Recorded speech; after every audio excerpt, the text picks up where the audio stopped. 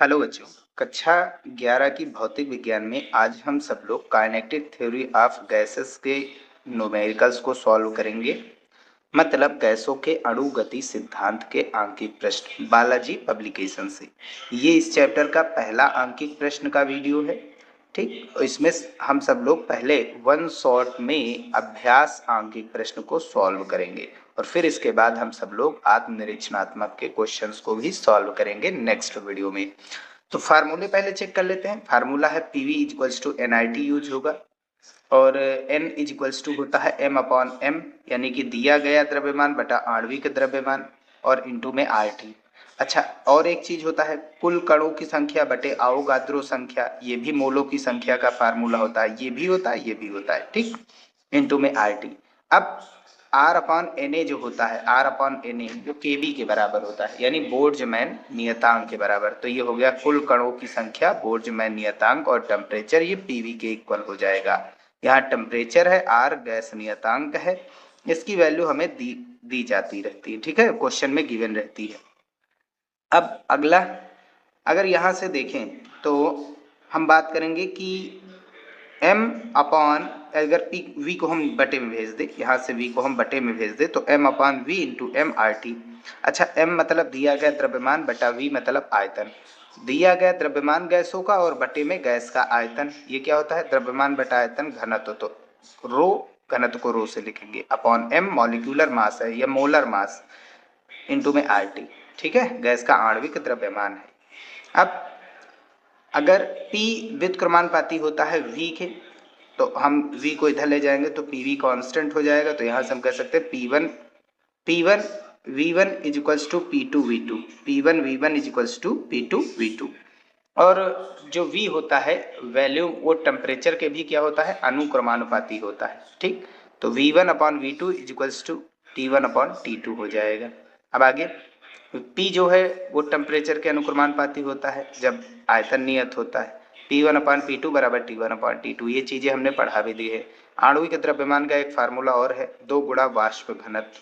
ठीक, क्या अणुभार आणविक द्रव्यमान एक ही है। बर्तन में गैस का दाब जो होता है वो कितना होता है, P इक्वल्स टू 1/3, m मतलब कुल द्रव्यमान बटा में V मतलब आयतन और VRMS का स्क्वायर।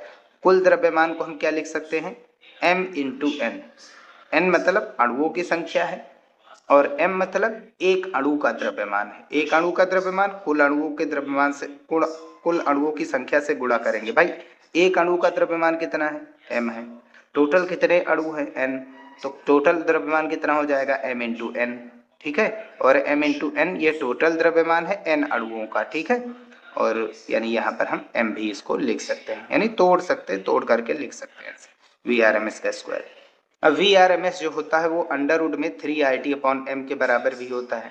और यहाँ पर गतिज ऊर्जा F इंटू 1/2 kT होता है या kBT होता है, और F मतलब डिग्री ऑफ फ्रीडम होता है। ये चीज हम सब लोगों ने ऊष्मा गति के चैप्टर में पढ़ा है। 1/2 n इंटू आर टी, के बी बराबर क्या होता है n इंटू आर होता है। ठीक है, चलिए अब क्वेश्चंस को सॉल्व करते हैं। क्वेश्चन नंबर 1, 500 सेंटीमीटर क्यूब आयतन के बल्ब को 10⁻³ mm पारे के दाब तथा 27 डिग्री सेल्सियस ताप पर सील किया गया। बल्ब में वायु के अणुओं की संख्या ज्ञात कीजिए। पारे का घनत्व 13.6 × 10⁻³ किग्रा प्रति मीटर क्यूब और G बराबर 10 मीटर पर सेकंड स्क्वायर। के मतलब बोल्ट्जमान नियतांक 1.38 × 10⁻³ जूल पर केल्विन, ये हमें दिया गया है। तो भैया हमें आयतन दिया गया 500 सेंटीमीटर क्यूब, सेंटीमीटर क्यूब में मीटर क्यूब में चेंज करेंगे तो सेमी का मतलब 10⁻³ और क्यूब लगा है तो क्यूब दोनों पर लगा देंगे तो 2 3 6, तो 10 की घात टोटल -6 हो जाएगा। अब जो दाब है वो 10⁻³ mmHg के बराबर, मतलब पारे, अगर कोई बैरोमीटर की नली लेंगे तो बैरोमीटर की नली में 10⁻³ mm का जो मिलीमीटर का ऊंचाई का जो दाब होगा वही हमारा P है। इसका मतलब ये हुआ कि बैरोमीटर में जो नली होती है उसका 10⁻³ mm ऊंचाई का जो दाब आएगा वही तुम्हारा P है। ठीक है, बैरोमीटर में मरकरी ही पारा ही भरा रहता है। अब यहाँ से हम लगाएंगे रो जी एच ऊंचाई के कारण ताप। रो पारा है 13.6 गुणे 10 की घात 3, जी का मान 10 और एच कितना दिया गया है, यहाँ से ऊंचाई कितनी दी गई है 10 की घात -3 mm, ये ऊंचाई है 10 की घात -3 और मिलीमीटर हम मीटर में चेंज करेंगे तो 10 की घात -3 से गुणा करा देंगे। अब -3 से +3 खत्म हो गया। अब टोटल कितना बचा 10 की घात 1 प्लस का 3 माइनस का तो -2 13.6 गुणा 10 की घात -2 न्यूटन पर मीटर स्क्वायर, ये पास्कल दाब होता है। तो इतनी ऊंचाई का जो दाब आएगा बैरोमीटर में द्रव की ऊंचाई का इतना 10 की घात -3 mm ऊंचाई का जो दाब होता है वो 13.6 गुणे 10 की घात -2 न्यूटन पर मीटर स्क्वायर होता है। अब टेम्परेचर कितना दे रखा है अंदर बल्ब का 27 डिग्री सेल्सियस, केल्विन में चेंज करेंगे 273 जोड़ेंगे यानी टोटल 300 केल्विन। कुल कणों की संख्या हमको बतानी, गैस के कणों की संख्या। अब ये चीजें तो हमें गिवन थी तो ये चीज हमने यहाँ पर लिख दी। अब आगे हम सब लोग फार्मूला लगाएंगे। पीवी बराबर एन इंटू के टी, एन मतलब कुल कणों की संख्या। ठीक, ये अभी हमने फार्मूला यूज में लिया था। अब क्या करेंगे, के टी को हम बटे में भेज देंगे तो एन बराबर पी वी अपान के टी हो गया। ठीक, एन बराबर पी आपका दाब अभी हमने निकाला 13.6 गुणा 10 की घात -2 और आयतन 500 गुणा 10 की घात, ये था ना आयतन 500 गुणा 10 की घात 2 3 6 और ये आपका प्रेशर। ठीक, यही चीज हम यहाँ पर डाल देंगे तो 500 गुणा 10 की घात -6। अब और बटे में के की वैल्यू 1.38 गुणा 10 की घात -23 और टेम्परेचर 300 आया था, 2 जीरो कैंसिल आउट। 5 से इसका गुणा करा देंगे, 5 से इसका गुणा कराएंगे तो 68 आ जाएगा। भाई 5 का गुणा 13.6 से कराएंगे तो 68 आएगा और 3 का गुणा 1.38 से कराएंगे तो ये ऐसे लिखा रहने देंगे। अब पावर देखो, नीचे माइनस की कितनी है 23, ऊपर गया +23 और ऊपर माइनस के पहले से ही कितने 6 और 2 8, 8 माइनस के और ये 23 ऊपर गया प्लस के, 23 से 8 घटाएंगे तो 15 बचेगा। अब दशमलव के बाद यहाँ पर 2 अंक है तो ऊपर भी कितने जीरो बढ़ जाएंगे, 2 जीरो बढ़ जाएंगे। भाई 5 छक्का 30 के जीरो और 5 13 25 65 और 3 68, एक अंक आगे दशमलव, तो यानी ये तो हुआ। अब दशमलव हटाएंगे तो आगे सॉल्व करते हैं। इसका गुणा कराएंगे 138 का 3 से तो ये ऊपर कितना हो गया आपका, एक जीरो इसको दे देते हैं, 10 की घात 15 था 16 हो गया, ऊपर बचा 680 और नीचे 138 और गुणा में कितना 3। अब 2 से कैंसिल आउट करेंगे तो ये बचेगा 340, नीचे 69, 69 का 3 से गुणा कराएंगे 207, ऊपर 340, 340 और 207 से हम भाग कराएंगे 340 को तो लगभग 1.64 आ जाएगा डिवाइड कराने पर। तो 1.64 और आगे भी नंबर्स ये बढ़ रहे हैं तो इसलिए हम सब लोग 1.65 लिख सकते हैं लगभग में। गुणा 10 की घात कितना था 16 अणु, इतने गैस के अणु हैं। ठीक है, बल्ब के अंदर। क्वेश्चन नंबर सेकंड, किसी गैस का 1.2 गुणा 10 की घात 7 न्यूटन पर मीटर स्क्वायर दाब 127 डिग्री सेल्सियस ताप पर आयतन 2 लीटर है, गैस में अणुओं की संख्या ज्ञात करो। तो यह यहाँ पर प्रेशर दिया गया 1.2 गुणा 10 की घात 7 न्यूटन पर मीटर स्क्वायर, तापमान 127 डिग्री सेल्सियस, केल्विन में चेंज करेंगे 273 जोड़ेंगे तो टोटल 400 केल्विन हो गया। आयतन 2 लीटर है, लीटर को मीटर क्यूब में चेंज करते हैं 10 की घात -3 से गुणा होता है। कुल कणों की संख्या बतानी है। पीवी बराबर एन के टी लगा देंगे, के बोल्ट्जमैन नियतांक, एन निकालना है। पी कितना है 1.2 गुणा 10 की घात 7, आयतन 2 गुणा 10 की घात -3, ये है ना, वैल्यू डाल दो। एन की वैल्यू निकालनी है, के की वैल्यू बोल्ट्जमैन नियतांक कितना है 1.38 गुणा 10 की घात -23 और टेम्परेचर 400। सॉल्व कर लेते हैं, एन चाहिए ये चीज बटे में ले आओ। अच्छा, पावर को हम क्या करेंगे, -23 इधर गया प्लस का 23, 23 और 7 30, 30 में से 3 घटा दो बचा कितना 25, 27 बचेगा, सॉरी माफ कीजिए। और एक काम और करते हैं, यहाँ पर 2 जीरो ये थे प्लस के तो 2 जीरो ये खत्म कर देंगे तो 2 जीरो प्लस के 23 माइनस के तो बचे 21, 21 माइनस इधर गया प्लस का 21 और 7 28, 28 में से 3 गया बचा कितना 25। अब यहाँ 2 12 दूना 24, ये 2.4 और ये 4 गुणा 1.38 ये बटे में हमने कर दिया। अब इसको 4 से कैंसिल आउट, 4 छंग 24। भाई दशमलव बाद 2 अंक, यहाँ 1 अंक था 24 था, यहाँ दशमलव बाद 2 अंक थे तो हटा दिया दशमलव तो यहाँ 1 जीरो बढ़ गया। अब इसको 4 से काटेंगे तो 4 छंग 24 और 1 जीरो, यानी ऊपर बचा 60, नीचे 138। अब इसको फिर से हम किससे काटेंगे, इसको हम सब लोग काटेंगे 6 से। 6 से काट देंगे तो 6 दूनी 12 और 6 त्रिक 18, इसको 6 दाम में 60, ऊपर 10 है और नीचे 23। एक जीरो इसको यहाँ से दे देंगे, 25 से एक जीरो इसको दे दिया 10 को तो 100 हो गया, और यहाँ बच्चे पावर कितने 24 और बच्चा में 23, डिवाइड करा देंगे तो 4.17 गुणा 10 के घात 23। ये कणों की संख्या या अणुओं की संख्या आंसर हो जाएगा। क्वेश्चन नंबर थर्ड है 8.31 गुणा 10 की घात 4 सेंटीमीटर क्यूब आयतन वाले बंद बर्तन में 27 डिग्री सेल्सियस ताप और 3 गुणा 10 की घात 5 न्यूटन पर मीटर स्क्वायर दाब पर हाइड्रोजन तथा हीलियम गैसों का मिश्रण भरा है। मिश्रण का द्रव्यमान 30 ग्राम है। मिश्रण में हाइड्रोजन तथा हीलियम गैसों के द्रव्यमानों की गणना कीजिए, यानी अलग अलग द्रव्यमान हमको निकालने हैं। क्वेश्चन नंबर थर्ड, आयतन 8.31 गुणा 10 की घात 4 सेंटीमीटर क्यूब, मीटर क्यूब में चेंज करेंगे 10 के घात -6 से गुणा हो जाएगा। ठीक है, क्यूब लगा है ना तो क्यूब करेंगे तो सेमी का मतलब -2 है, और क्यूब लगा है तो 2 तिया 6 metre cube. Temperature 27 degree Celsius, 273 जोड़ देंगे 300 केल्विन हो जाएगा। दाब 3 गुणा 10 की घात 5 न्यूटन पर मीटर स्क्वायर दिया गया। कुल द्रव्यमान कितना दिया गया, कैपिटल एम 30 ग्राम। आर का मान हम सब लोग जानते हैं 8.314 जूल पर केल्विन मोल होता है गैस नियतांक। टोटल द्रव्यमान कितना दे रखा, कुल द्रव्यमान भैया 30 ग्राम है, जिसमें से हाइड्रोजन और हीलियम है, तो हाइड्रोजन का द्रव्यमान और हीलियम का द्रव्यमान जोड़ेंगे तो 30 ग्राम आएगा। ठीक है, ये इक्वेशन फर्स्ट नाम दे दिया गया। P बराबर NRT लगाएंगे, n की वैल्यू निकालेंगे तो R बटे में चला जाएगा, तो n बराबर PU/RT। P की वैल्यू 3 गुणा 10 की घात 5 और V की वैल्यू 8.31 गुणा 10 की घात -2। -2 क्यों आया, क्योंकि 4 प्लस का 6 माइनस का तो -2 ही तो बचेगा। और R की वैल्यू 8.314 और टेम्परेचर कितना है भैया 300। इसको कैंसिल आउट कर देंगे डायरेक्ट, ये लगभग सेम ही है। अब यहाँ से इसको कैंसिल आउट करेंगे तो ये ऊपर देखो 5 में से 2 गया, कितना बचा 3, 3 जीरो हम इस यहाँ पर ऐसे लिख दिया, और यहाँ पर बटे में 300 कैंसिल आउट करेंगे तो 10 आएगा, 10 मोल आ गया। ठीक है भैया, अब आगे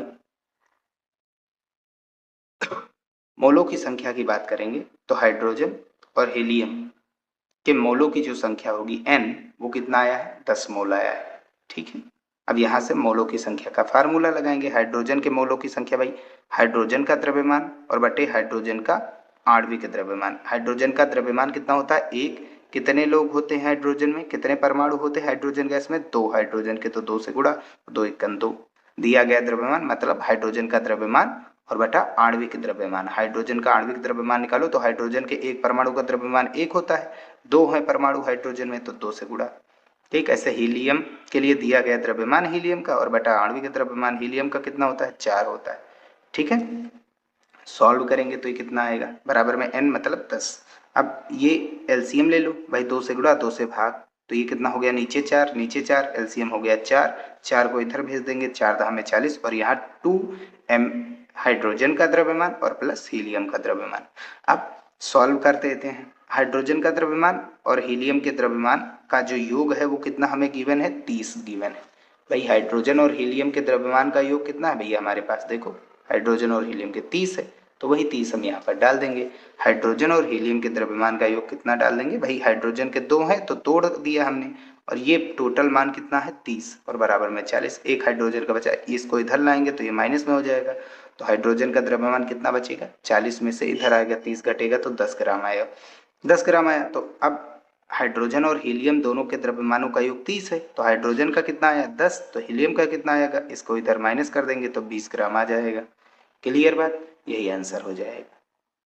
क्वेश्चन नंबर थर्ड हो गया। 4 नंबर देखो, एनटीपी पर नॉर्मल टेम्परेचर एंड प्रेशर, मतलब सामान्य ताप एवं दाब पर गैस के 1 सेंटीमीटर क्यूब आयतन में अणुओं की संख्या, एक अणु द्वारा घेरा गया आयतन तथा 2 अणुओं के बीच औसत दूरी ज्ञात कीजिए। ठीक है, तो एनटीपी पर एक आयतन दिया गया है गैस का। ठीक, आयतन में अणु की संख्या, भाई इतने आयतन में अणुओं की कितनी संख्या होगी एनटीपी पर, ठीक, किसी एक गैस के लिए। अब एक अणु द्वारा घेरा गया आयतन कितना होगा, कितना वो स्थान घेर रहा है यानी आयतन निकालना है, और 2 अणुओं के बीच की दूरी, उसमें जितने भी अणु हैं उनमें कोई 2 अणुओं के बीच की दूरी मतलब औसत दूरी क्या होगी। क्वेश्चन को लास्ट तक देखिए, बहुत आसान है, बस ध्यान देते रहिए। एनटीपी पर क्या होगा, 1 ग्राम अणु का जो आयतन होता है वो 22.4 लीटर होता है, ये चीज है। तथा अणुओं की संख्या 1 मोल होती है। ठीक, 1 मोल में कितने अणु होते हैं, 6.022 गुणे 10⁻23 अणु। 1 लीटर में कितने सेंटीमीटर क्यूब होते हैं, 1000 सेंटीमीटर क्यूब, यानी 1000 मिलीलीटर होते हैं। तो भैया 24 1 लीटर है में इतने होते हैं, तो 24.4 लीटर में कितने होंगे सेंटीमीटर क्यूब। तो एक के लिए 1000 भाई, 1 लीटर में इतने सेंटीमीटर क्यूब में होते हैं, 2 के लिए 2 से गुणा, 3 के लिए 3 से गुणा, 4 के लिए 4 से, भाई 1 लीटर का हमको पता है इतने सेंटीमीटर क्यूब, जितने लीटर होगा उतने से इसको गुणा करा देंगे। तो कितने लीटर, 22.4 लीटर का हम सब लोग 1000 से गुणा कराएंगे तो कितना हो जाएगा भाई, जीरो से पॉइंट खत्म हो गया, तो यहाँ 2 जीरो बचे, तो ये हो जाएगा 22,400 सेंटीमीटर क्यूब। ठीक, ये आयतन 1 ग्राम अणु का जो आयतन होगा वो इतना होगा, 22,400 सेंटीमीटर क्यूब। तो 22.4 लीटर, यह मतलब 22,400 सेंटीमीटर क्यूब में अणुओं की जो संख्या है वो कितनी होगी, इतनी ही होगी भाई। एनटीपी मतलब ना, इतना एनटीपी पर आयतन इतना होता है, मोलों की संख्या इतनी होती है, और ये आयतन, इतने आयतन में इतने अणु होंगे। एनटीपी पर गैस का आयतन कितना होता है, इतना होता है, और अणुओं की संख्या कितनी होती है, इतनी होती है, तो इतने आयतन पर इतने अणु हैं।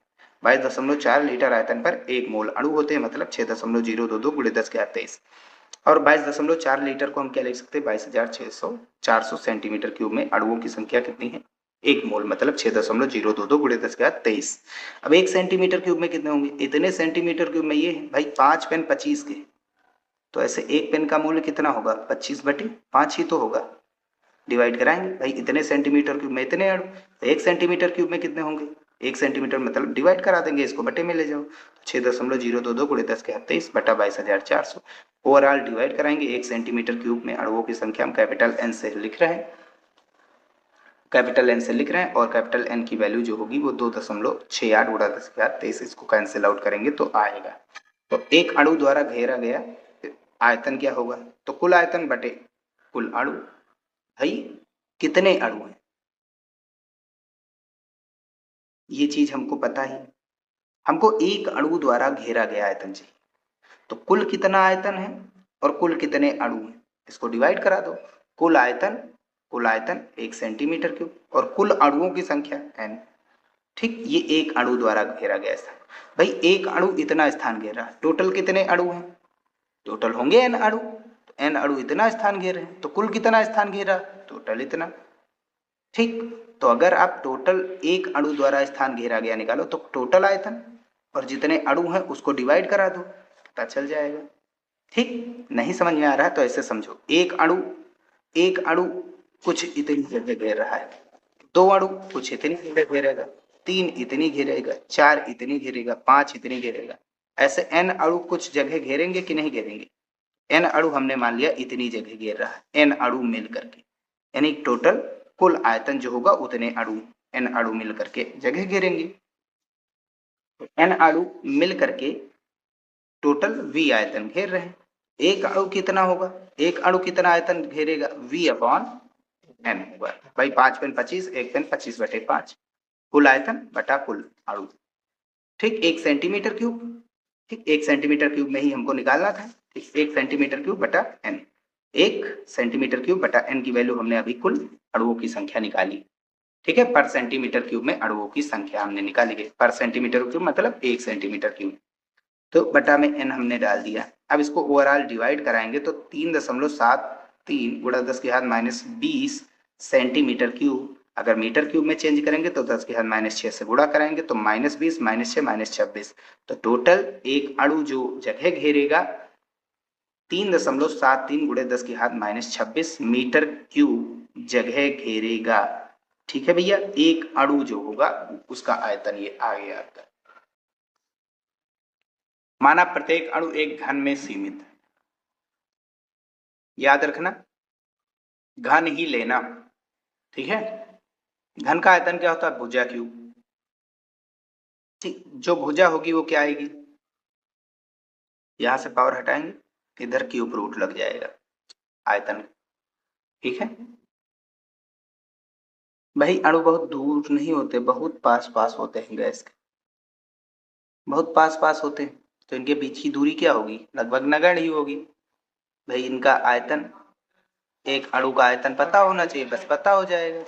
तो एक अणु का आयतन हमको पता है, अभी हमने निकाला, यही फार्मूला हम लगा करके निकाल लेंगे। तो L बराबर या D बराबर अगर करेंगे तो इधर क्यूब रूट लग जाएगा वैल्यूम पर, और वैल्यूम हमारा 3.73 गुणा 10 के घात माइनस 26 आया। क्यूब रूट के बाहर आएगा तो 3.34 गुणा 10 के घात माइनस 6 मीटर आ जाएगा। ये क्रमागत दूरी, अणुओं के बीच की दूरी बहुत छोटी होगी, ठीक है। अणुओं के बीच की दूरी की तुलना में उनका जो आयतन होता है वो बहुत कम होता है, तो आयतन बहुत कम होगा बीच की दूरी की तुलना में। तो बीच की दूरी देखो कितनी है, ज्यादा है, और आयतन क्या आ रहा है, कम आ रहा है। क्वेश्चन नंबर 5 देखते हैं। कह रहा है 250 सेंटीमीटर क्यूब आयतन के विद्युत बल्ब को 10 की घात माइनस 3 mm पारे के दाब तथा 27 डिग्री सेल्सियस ताप पर सील किया गया। क्वेश्चन नंबर पहले के जैसा। बल्ब में वायु के कितने अणु हैं, अणुओं के बीच औसत दूरी ज्ञात कीजिए, ये हमें बताना है। 5 नंबर है, आयतन 250 centimetre cube, centimetre cube metre cube में चेंज करेंगे 10 की घात माइनस 6। जो आपका प्रेशर है वो 10 की घात माइनस 3 mm Hg पारे के दाब के बराबर है। मतलब इतनी ऊंचाई का, पारे की इतनी ऊंचाई का जो दाब होगा बैरोमीटर में, उसका जो दाब आएगा वही आपका पी है। तो पी निकाला जाएगा इस केस में रो जी एच फार्मूला लगा करके, गहराई के कारण दाब 10 के घात माइनस 3 है, मिलीमीटर को मीटर में चेंज करेंगे, मिली का मतलब 10 के घात माइनस तीन पहले से ही था, माइनस 6 मीटर हो गया 10 की घात। रो पारे का घनत्व जी 10 एच आपका जो दिया गया 10 की घात माइनस 3 गुणा 10 की घात माइनस तीन प्लस 3 खत्म हो गया, बचा कितना, एक पावर यहाँ प्लस की 3 माइनस की माइनस 2, 13.6 गुणा 10 की घात माइनस 2 न्यूटन पर मीटर स्क्वायर, ये पास्कल। टेम्परेचर 27 डिग्री सेल्सियस है, केल्विन में चेंज करेंगे तो 273 जोड़ करके 300 केल्विन आ जाएगा। कणों की संख्या कुल निकालनी, पीवी बराबर एन के टी लगाएंगे, एन बराबर करेंगे तो के टी बटे में चला जाएगा पीवी के, और P कितना है 13.6 गुणा 10 की घात माइनस 2, और V आयतन है 250 गुणा 10 की घात माइनस 6 लिख दिया गया। K 1.38 गुणा 10 की घात माइनस 23 और टेम्परेचर 300। सॉल्व करेंगे तो दशमलव बाद 2 अंक है, 2 अंक है यहाँ पर 2 अंक है, यहाँ एक था तो दशमलव हटा देंगे तो ऊपर एक जीरो बढ़ जाएगा, एक जीरो यहाँ, एक जीरो यहाँ, 2 जीरो यहाँ, खत्म हो गए। अब अगर सॉल्व करेंगे तो इसका ऊपर गुणा कराएंगे और नीचे 3 का गुणा 138 से कराएंगे, तो ओवरऑल इसको सॉल्व करके 8 गुणा 10 की घात 15 ये आ जाएगा। भाई माइनस 3 है, ऊपर गया प्लस का 3 हो गया, और माइनस 23 ऊपर गया प्लस का 23 हो गया, और यहाँ पर माइनस 6 माइनस 2 माइनस का 8, और ये माइनस का 23 ऊपर गया प्लस का 23, 23 में से 8 घटा देंगे तो बचा कितना 15। तो 8 गुणा 10 की घात 15 अणु आपका आंसर हो जाएगा, ठीक है। अब आपको लगाना क्या है, आपको निकालना है दूरी। दूरी निकालने के लिए हम जो आयतन दिया गया है, सबसे पहला काम एक अणु का आयतन हम निकालेंगे। एक अणु का आयतन क्या होगा, कुल आपका आयतन और बटा कुल अणुओं की संख्या बराबर एक अणु का आयतन, और एक अणु का जो आयतन होता है उसका रूट, क्यूबिक रूट आप लेंगे अगर, ये एक अणु का आयतन निकल के आएगा, एक अणु का आयतन निकल के आएगा। और अणुओं के बीच की दूरी निकालना तो ये बराबर होता है भुजा क्यूब या दूरी का क्यूब, आयतन यही तो होता है अगर हम सब लोग घन मान करके चले, ठीक। तो एक अणु अणु जो है वो घनाकार के रूप में होगा, तो एक अणु का जो आयतन होगा वो घनाकार अगर होगा तो घन का आयतन भुजा क्यूब होता है, भुजा इसकी हम मान लेंगे डी। तो डी का क्यूब हो जाएगा, क्यूब हटाएंगे तो यहाँ क्यूबिक रूट हो जाएगा, चाहे v1 पर कर लगाओ चाहे v अपॉन एन पर लगाओ, तो v अपॉन एम का क्यूबिक रूट लेंगे तो अणुओं के बीच की औसत दूरी आ जाएगी। कुल आयतन 250 गुणा 10 की घात माइनस 6, कुल अणुओं की संख्या 8 गुणा 10 की घात 15, कैंसिल आउट करेंगे तो 31.25, 15 प्लस का ऊपर गया तो माइनस का 15 और 6 21 हो गया, ठीक। अब इसको बाहर निकालेंगे, क्यूबिक रूट लेंगे, तो क्यूबिक रूट लेंगे तो ये आ जाएगा 3.15 गुणा 10 की घात माइनस 7 मीटर, ये अणुओं के बीच की औसत दूरी हो जाएगी, आंसर हो गया। क्वेश्चन नंबर 6, वायु से भरे हुए एक कमरे का आयतन 41.4 मीटर क्यूब है, वायु का ताप 27 डिग्री सेल्सियस, दाब 1.01 गुणा 10 की घात 5 न्यूटन पर मीटर स्क्वायर है, बर्तन में वायु के अणुओं की संख्या ज्ञात कीजिए। आयतन 41.4 मीटर क्यूब, तापमान 27 डिग्री सेल्सियस, 273 जोड़ेंगे तो 300 केल्विन में हो जाएगा ये। ठीक, दाब आपका 1.01 गुणा 10⁵ न्यूटन पर मीटर स्क्वायर, जो कि 1 एटीएम होता है। पीवी बराबर एन के टी निकालेंगे, क्योंकि एन की वैल्यू हमें चाहिए कुल कणों की संख्या। एन निकालेंगे तो के टी बटे में आ जाएगा, पीवी अपॉन के टी लगाएंगे। पी 1 गुणा 10⁵ और वी आयतन 41.4 अपान में के 1.38 गुणा 10⁻⁻23 और टेम्परेचर 300। दशमलव बाद 2 अंक, यहाँ दशमलव बाद 1 था, दशमलव हटाया तो 1 जीरो यहाँ बढ़ जाएगा। भाई 2 अंक है ना, यहाँ 1 अंक है, यहाँ 2 है, तो यहाँ ऊपर 1 जीरो बढ़ जाएगा। 1 जीरो से 1 जीरो कैंसिल आउट कर देंगे। अब ऊपर कितना बचा 414 और नीचे 3 गुणा 138, इसको कैंसिल आउट 3 से करेंगे तो 3 एकन 3, 3 तरह की 9, 2 इधर, तीनों 8 24, ऊपर 138 नीचे 138 है, टोटल कैंसिल आउट कितना बचा 1, यानी माइनस का 23 है, ऊपर गया प्लस का 23, 23 और 5 कितने हो गए हमारे पास, 23 और 5 28 हो गए ना, और 1 जीरो यहाँ बच रहा था तो 1 जीरो वो कम कर देंगे तो बचा कितना 27। तो कुल अणुओं की जो संख्या होगी वो 10⁻27 हो जाएगी। ये आंसर हो गया इसका।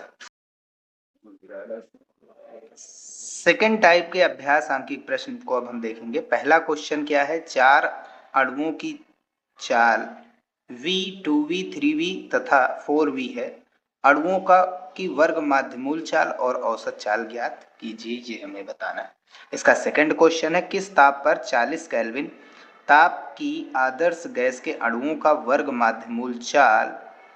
माध्यमूल वेग 3 गुना हो जाएगा। कितना तापमान बढ़ाएंगे तो 40 केल्विन वाले आदर्श गैस के अणुओं की चाल जो है वो 3 गुनी हो जाएगी। तो इसमें भैया V1 V दिया गया, V2 2V, V3 3V, मतलब ये इतने अणु हैं। पहले अणु की चाल V, दूसरे की इतनी, तीसरे की इतनी, चौथे की 4V। VRMS चाहिए, V एवरेज चाहिए। VRMS क्या होता है, V1 square plus V2 square plus V3 square plus V4 square upon 4। जितने लोगों को ऊपर वर्ग करके जोड़ा गया उनका ही नीचे डिवाइड करा देना उतने ही नंबर से और रूट ले लेना है। यही होता है वर्ग माध्यमूल चाल। तो V1 कितना है V स्क्वायर, V2 कितना है 2V, 2V का स्क्वायर करेंगे तो 4V स्क्वायर, 3V का स्क्वायर करेंगे तो 3 तरह की 9V स्क्वायर, और 4V का करेंगे तो 4 का स्क्वायर जो होता है 16V स्क्वायर अपान में 4 हो जाएगा। ओवरऑल उस पर ऊपर वालों को ऐड करेंगे तो 16 और 9 25, 25 और 5 30, V स्क्वायर के बटे में 4। अब V स्क्वायर रूट के बाहर आएगा तो V बचेगा, 4 रूट के बाहर आएगा तो वो बचेगा, अंडर रूट में कितना बचा 30। रूट 30 की वैल्यू कितनी होगी 5.4। ठीक है, अब 5.4 का हम 2 से डिवाइड कराएंगे तो 2.7V आ जाएगा VRMS। ठीक, अब आगे अब हमको V एवरेज निकालना है। तो V एवरेज कितना है, V1 plus V2 plus V3 plus V4 अपान 4। जितने वेग दिए गए उनको ऊपर जोड़ दो और उतने से डिवाइड करो। V1 V है, V2 2V है, V3 3V है, V4 4V है, टोटल ऐड करेंगे 10V के बटे में 4। 10 को 4 से डिवाइड करेंगे तो 2.5V आ जाएगा। ये आंसर हो जाएगा। अगला क्वेश्चन, T1 हमें दिया गया है 40 केल्विन, T1 पर जो वेग है वो V1 है, और T2 कितना ताप रखें कि जो आपका वेग V2 है वो V1 का 3 गुना हो जाए। तो वेग टेम्परेचर के रूट के वर्गमूल के अनुक्रमानुपाती होता है। तो V1 अपॉन V2 बराबर रूट में T1 अपॉन T2 हो जाएगा। V1 आपका कितना है, V1 आपका V ही है, और V2 कितना है 3V1 है, डाल दिया गया। रूट में T1 कितना है आपके पास 40 केल्विन और T2 आपको निकालना है। वर्ग कर देंगे तो V1 कैंसिल, V1 कैंसिल, वर्ग कर देंगे, 1 का वर्ग 1 और 3 का वर्ग 9, और यहाँ से रूट हट जाएगा। 40 के बटे में T2 इधर लाएंगे, क्रॉस मल्टीप्लीकेशन कराएंगे, और 40 का गुणा 9 से कराएंगे तो 9 चौक 36 केल्विन, ये हो जाएगा T2 आंसर। तो इतने ताप रखेंगे तो जो वेग है वो 3 गुना 40 केल्विन वाले अणु का जो वेग है उसका 3 गुना हो जाएगा। ठीक है, क्वेश्चन नंबर थर्ड देखते हैं। किस ताप पर किसी गैस के अणुओं की वर्ग माध्यमूल चाल 0 डिग्री सेल्सियस पर की वर्ग माध्यमूल चाल के मान से दोगुनी होगी। किस ताप पर 1.5 गुनी, किस ताप पर आधी होगी। ये क्वेश्चन नंबर फर्स्ट जो हमारा सेकंड था उसी के आधार पर है। चलिए देखते हैं। तो कह रहा है टेम्परेचर हमें बताना है T2, जबकि T1 हमें 0 डिग्री सेल्सियस यानी 273 केल्विन जो कि होता है दिया गया है। फर्स्ट केस में V2 निकालना है, T2 निकालना है कब, जब V2 का मान 2V1 हो। T2 निकालना है तब सेकंड केस में जब V2 जो है 1.5V1 हो, और T2 निकालना है तब जब V2 V1 का हाफ हो।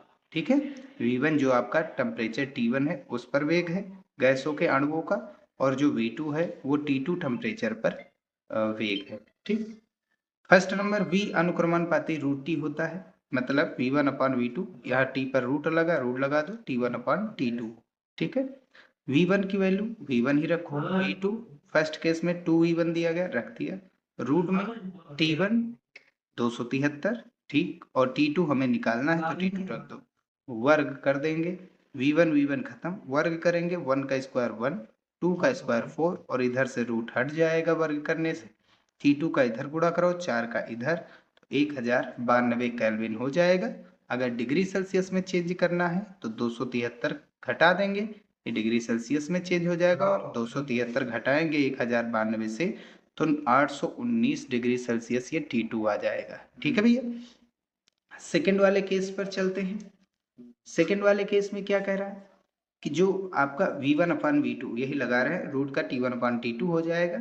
V1 आपका V1 है, V2 सेकेंड वाले केस पर 1.5 V1 है, 1.5 मतलब 1.5 का मतलब 3/2, 3/2 V1। ठीक, और रूट का T1 आपका 273 और T2 निकालना है, वर्ग करेंगे, V1 खत्म, 2 ऊपर चला जाएगा 3 नीचे, वर्ग है तो 2 दूनी 4, 3 त्रिक की 9, और सामने 273 और बटे में T2। अब 4 से इसको डायरेक्ट कैंसिल करेंगे तो 68.25 हो जाएगा।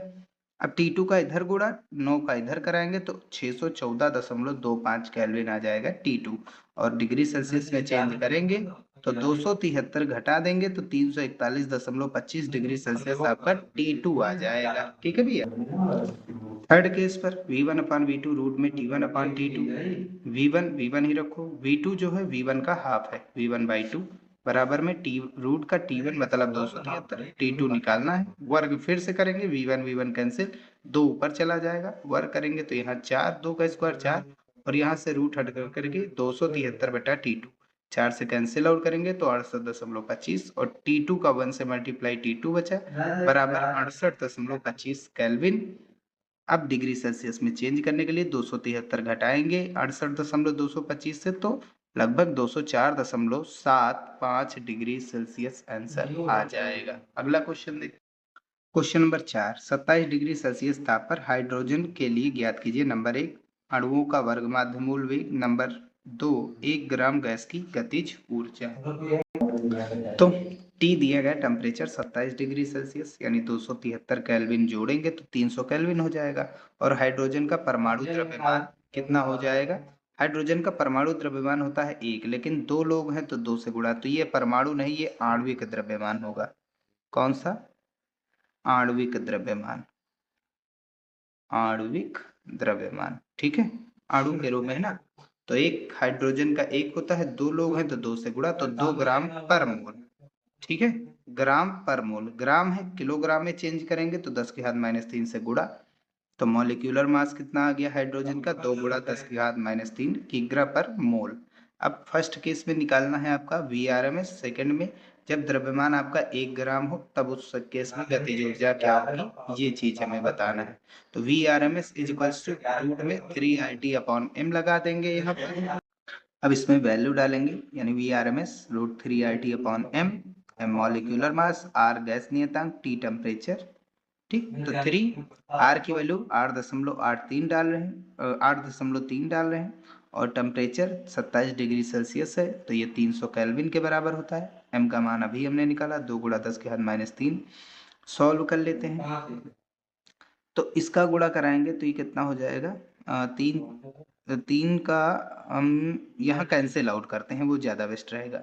इसको 2 से कैंसिल आउट करेंगे, 2 एकम 2, 2 चौके 8, और 15, 30 का आधा 15। ठीक, अब इसका गुणा इससे कराएंगे तो 3 त्रिक की 9, 900 हो जाएगा, और -3 ऊपर गया प्लस का 3 हो गया। ठीक, प्लस का 3 मतलब 1000। अब 900 रूट के बाहर आएगा तो 30 का वर्गमूल होता, 30 का वर्ग होता है 900, तो 900 का वर्गमूल 30, और यहाँ 1000 है ना, तो 100 हम एक जीरो इसको दिए दे रहे हैं तो 0.1 अंक पीछे चला जाएगा, 41.5 बचा 100, 100 रूट के बाहर आएगा तो बचा कितना 10। अब 41.5 का वर्गमूल निकालेंगे तो 41.5 मतलब 41 के नज़दीक सबसे जो कंप्लीट परफेक्ट स्क्वायर नंबर है यानी कि पूर्ण वर्ग संख्या वो 36 है या तो फिर 49 है, तो 36 हम जोड़ रहे हैं। ठीक, क्योंकि 36 के रूट का मान हमें पता है 6 होता है। 36 से ये कितना ज्यादा है 41.5, 5.5 तो प्लस में कर दिया। अब 36 का रूट कितना होता है 6, प्लस का 5.5 लिखा तो वही यहाँ पर लिख देंगे। स्क्वायर रूट का 2 से भाग जो स्क्वायर रूट लगा उसका, और इस 6 से यहाँ पर गुणा करा दिया गया। तो 6 दूनी 12 एकन 12, और इसको कैंसिल आउट करेंगे तो 12 चौक 48, 48 और यहाँ पर बचा कितना 48 और 7 बचा, 7 बचा यानी पॉइंट लगा ही है 0.70, और तो हम 12 पंचे 60 कर सकते हैं। ठीक है, और 2 अंक आगे दशमलव तो 0.45 आ गया। अब इसमें 6 में जोड़ देंगे तो ये 6.45 हो गया, और सामने 30 धाम में 300 गुणा कराएंगे, जीरो से दशमलव से 2 जीरो खत्म हो गए, 3 का गुणा यानी 1935 मीटर पर सेकंड। ये आंसर हो जाएगा इसका आपका वेग का। गतिज ऊर्जा चाहिए। अब सबसे पहली चीज ये द्विपरमाणु अणु है, हाइड्रोजन गैस है ना, द्विपरमाणु है तो डिग्री ऑफ फ्रीडम कितनी होगी 3 होगी। तो के बराबर F इंटू 1/2 NRT, ये चीज हमने पढ़ा है। n निकालते हैं, दिया गया द्रव्यमान बटा आणविक द्रव्यमान, यही होता है ना। दिया गया द्रव्यमान कितना है 1 ग्राम, आणविक द्रव्यमान परमाणु द्रव्यमान किसका हाइड्रोजन का कितना होता है H2 है ना, H2 है ना हाइड्रोजन, तो ये कितना हो जाएगा हाइड्रोजन का एक, 2 लोग हैं तो 2 से गुणा करा दिया गया, 1/2 मोलों की संख्या। डिग्री ऑफ फ्रीडम 3, क्यों, क्योंकि ये द्विपरमाणु अणु है तो इसके लिए 3 होती है डिग्री ऑफ फ्रीडम। ठीक है भैया, ठीक। अब 1/2 और इंटू में n की वैल्यू 1/2 भी आया। अब आगे आगे r की वैल्यू 8.30 और t की वैल्यू 300। ठीक, अब सॉल्व करेंगे तो ये कितना आएगा 2 दूनी 4, इसको कैंसिल आउट कर देंगे, इसको कैंसिल आउट करेंगे तो 2 एकन 2, 4.15, इसको कैंसिल आउट करेंगे तो 300 का आधा 150। अब इसको ओवरऑल गुणा करा लीजिए भाई, इसका गुणा इससे कराएंगे और फिर इंटू में 3 कर देंगे तो ओवरऑल गुणा कराने पर 1867.5 जूल ये गतिज ऊर्जा आ जाएगी 1 ग्राम हाइड्रोजन गैस के लिए होगा ये। ठीक है भैया, यही आंसर हो जाएगा। क्वेश्चन नंबर 5 देखिए, 27 डिग्री सेल्सियस ताप पर गैस के एक अणु की गति औसत गतिज ऊर्जा ज्ञात कीजिए। तो भैया टेम्परेचर 27 डिग्री सेल्सियस केल्विन में चेंज करेंगे, 273 जोड़ेंगे तो 300 केल्विन हो गया। अणुओं की संख्या 1 है, ठीक है। और डिग्री गतिज ऊर्जा निकालनी है, आंतरिक गतिज ऊर्जा या औसत गतिज ऊर्जा, F इंटू 1/2 KVT लगाइए या फिर ये लगाइए, n हमने दिया नहीं गया है, निकाल सकते हैं लेकिन कोई मतलब नहीं, हमारा इसी फार्मूले से आंसर आ जाएगा। Degree of freedom hydrogen gas है तो जाहिर सी बात है वो द्विपरमाणु, जितनी भी गैसें होती हैं वो द्विपरमाणु होती हैं, तो DOF यानी डिग्री ऑफ फ्रीडम उनकी 3 ही होगी। ठीक है, तो 3 1/2 KB 1.3, 8 गुणा 10 के घात -23 और इंटू में टेम्परेचर 300, दशमलव के बाद 2 अंक यानी यहाँ से दशमलव इस 2 जीरो से कैंसिल आउट कर देंगे और 2 से काटेंगे तो ये 69 दूना 138 यानी 69 बचा। 3 तरह की 9 9 81 की 1 और 9 6 54 और 8 62 होता है। ठीक है, अब गुणा में 10 की घात -23, दशमलव यहाँ है, 2 अंक आगे लाएंगे तो प्लस के दशमलव, प्लस के जीरो बढ़ेंगे, आगे बढ़ेंगे तो प्लस, पीछे बढ़ेंगे तो माइनस, दशमलव को लेकर के। तो आगे बढ़ेंगे तो प्लस के 2 जीरो, माइनस के 23 जीरो, बचे कितने माइनस के 21 जीरो। तो गतिज ऊर्जा 6.21 गुणे 10 के घात -21 जूल, ये आंसर हो जाएगा। आगे बढ़ते हैं, क्वेश्चन नंबर 6 देखते हैं। एक आदर्श गैस का ताप 150 केल्विन से बढ़ाकर 600 केल्विन कर दिया गया है। यदि 150 केल्विन पर गैस के अणुओं की वर्ग माध्यमूल चाल V हो तो 600 केल्विन पर इसका मान यानी कि जो आपकी गतिज वर्ग माध्यमूल चाल है उसका मान आपको निकालना है। तो भैया T1 हमें 150 दिया गया, T2 600, V1 यानी इतने टेम्परेचर पर जो वेग है वो V है, V2 पर हमें निकालना है। V1/V2 बराबर अंडर रूट में T1/T2। V1 कितना है V2 हमें निकालना है रूट में। भैया T1 कितना है 150, T2 कितना है 600, कैंसिल आउट कर दीजिए 4 बचेगा। तो 1/4, 1 रूट के बाहर आएगा तो 1, 4 रूट के बाहर आएगा तो 2। अब 1/2 है, V2 निकालना है तो कैंची गुणा करा दो। V2 का V, भाई V2 का V1 से गुणा होगा, V2 1 जा V2 और 2 का गुणा V से, तो 2V हो जाएगा, यानी जो वेग है वो 2 गुना हो जाएगा। यही आंसर हो जाएगा। क्लियर है बात। अब अगला क्वेश्चन नंबर 7 है, जो कि लास्ट क्वेश्चन है अभ्यास आंकिक प्रश्न का और साथ ही साथ इस वीडियो का भी। ठीक है। किसी गैस का ताप -53 डिग्री सेल्सियस, किसी गैस का ताप -53 डिग्री सेल्सियस है, इसे किस ताप तक गर्म किया जाए कि गैस के अणुओं की नंबर 1 वर्ग माध्य मूल चाल 3/2 गुनी हो जाए और नंबर 2 गतिज ऊर्जा 3/2 गुनी हो जाए। तो मैं टेम्परेचर -53 डिग्री सेल्सियस दिया गया, केल्विन में चेंज करेंगे, 273 जोड़ेंगे, 273 से 53 घटाएंगे, 220 केल्विन हो गया। T2 निकालना है, जबकि V2 का मान 3/2 V1 होगा और K2 निकालना है कब, जब T2 निकालना है तब जब वेग 3/2 यानी कि 1.5 गुना हो जाए पहले की अपेक्षा, इस टेम्परेचर की अपेक्षा। और K2 निकालना है, K2 भी 1.5 गुना हो जाए पहले K1 की अपेक्षा, यानी इतने ताप पर जब था। तो V1/V2 रूट में T1/T2 लगा देंगे। V1 V1 ही रखो, V2 कितना दिया गया 3/2 V1। ठीक। और रूट में T1 कितना है 220 केल्विन बटा T2। ठीक। अब ये 2 ऊपर चला जाएगा, 3 नीचे, वर्ग कर देंगे रूट हटाने के लिए, तो 2 का स्क्वायर 4 और 3 का स्क्वायर 9 और रूट के बाहर आएगा, भाई वर्ग किया, रूट के बाहर ये 220 और ये T2। ठीक है, रूट हट गया था। अब 4 से कैंसिल आउट करेंगे तो 55 ही बचेगा। T2 1 जा T2 और 9 का गुणा 55 से 495 केल्विन। 273 घटाएंगे तो 2 भैया डिग्री सेल्सियस में ही हो जाएगा, और 495 से 273 घटाएंगे तो 222 डिग्री सेल्सियस ये टेम्परेचर हो जाएगा। ठीक है भैया, तो ये T2 का मान हो जाएगा। अब गतिज ऊर्जा बढ़ा दी जाए 1.5 गुनी, तब टेम्परेचर कितना बढ़ा होगा ये बताना है। तो जो ऊर्जा होती है वो तापमान के अनुक्रमानुपाती होती है, ऊर्जा या गतिज ऊर्जा। भाई तापमान जो होता है वो गतिज ऊर्जा की माप होती है। ठीक। तो गतिज ऊर्जा तापमान के अनुक्रमानुपाती होगी। तो K1/K2 बराबर T1/T2। K1 ही रखो, K2 कितना है 3/2 K1 और T1 कितना है भैया हमारे पास, T1 हमारे पास 220 दिया ही गया है, निकाले थे अभी, और T2 हमें निकालना है। K1 खत्म, 2 ऊपर चला गया, 3 नीचे, 2/3 बराबर 220/T2। 2 से काटेंगे 220 को तो 110 बचा। अब T2 बन जा, यहाँ 1 बचा ना, T2 बन जा T2 और 3 का गुणा गिराते यहाँ 33, 330 केल्विन और डिग्री सेल्सियस में चेंज करेंगे, 273 घटाएंगे 330 से, ये 57 डिग्री सेल्सियस आपका आंसर आ जाएगा। तो अगर आप 57 डिग्री सेल्सियस तापमान बढ़ाएंगे तो आपकी जो गतिज ऊर्जा है वो पहले की अपेक्षा, यानी कि T1 टेम्परेचर -53 डिग्री सेल्सियस पर जो गतिज ऊर्जा है उसकी 1.5 गुनी हो जाएगी, और 222 डिग्री सेल्सियस अगर तापमान बढ़ाएंगे तो जो वेग है वो 1.5 गुना हो जाएगा T1 टेम्परेचर की अपेक्षा।